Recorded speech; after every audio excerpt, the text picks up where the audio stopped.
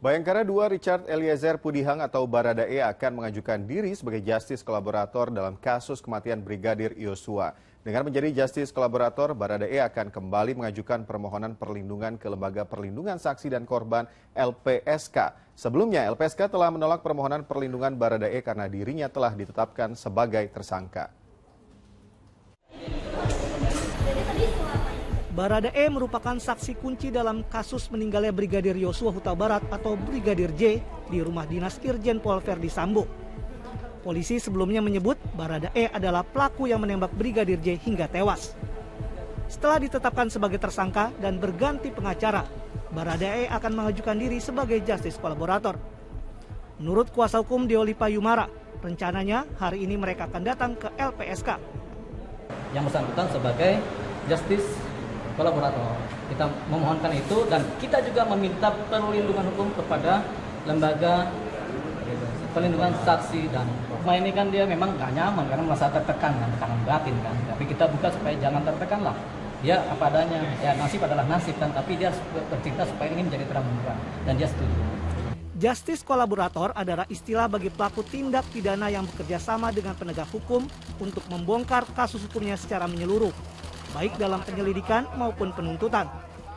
Dalam Undang-Undang Nomor 31 Tahun 2014 disebutkan bahwa justice kolaborator adalah saksi pelaku yang juga memiliki kontribusi besar untuk mengungkapkan tindak pidana tertentu. Untuk dapat menjadi justice kolaborator, seseorang mesti memperoleh izin dari LPSK. Selain mendapat izin permohonan perlindungan, seorang justice kolaborator juga dapat memperoleh keringanan hukuman.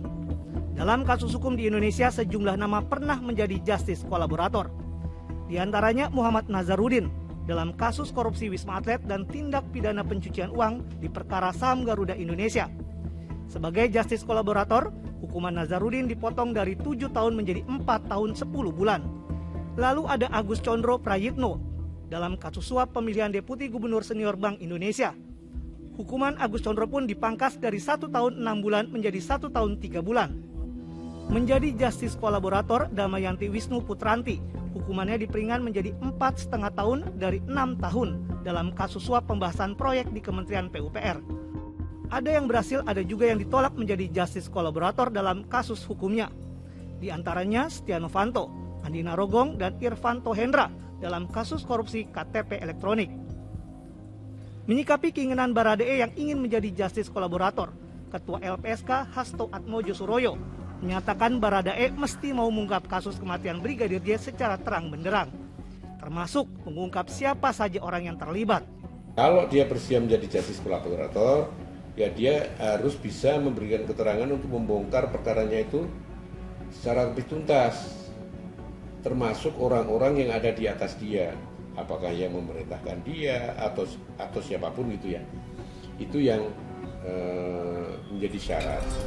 Dalam kasus kematian Brigadir J, polisi telah menetapkan Baradae sebagai tersangka. Dan yang terbaru, polisi juga menetapkan Brigadir RR yang merupakan ajudan istri Irjen Pol Verdi Sambo sebagai tersangka. Brigadir RR dijerat pasal pembunuhan berencana.